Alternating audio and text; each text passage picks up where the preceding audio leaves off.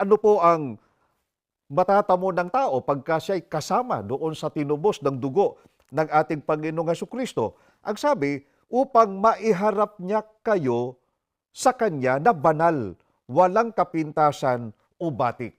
Ito po muna ang dapat na matiyak ng tao. Kasama ba siya sa tinubos ng dugo ng ating Panginoong Hesukristo?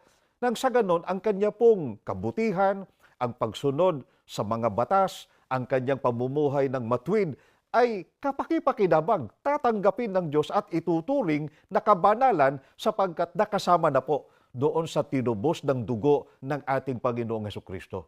Kaya ang mahalagang tanong, mga mahal na kaibigan, sino po ba ang tinubos ng dugo ng ating Panginoong Hesukristo ayon po sa Biblia? Pakinggan ninyo ang nakasulat dito po sa Gawa 20:28. Ingatan ninyo kung gayon ang inyong sarili at ang buong kawan. Narito'y hinirang kayo ng Espiritu Santo na mga katiwala upang pakanin ang iglesia ni Kristo na binili niya ng kanyang dugo.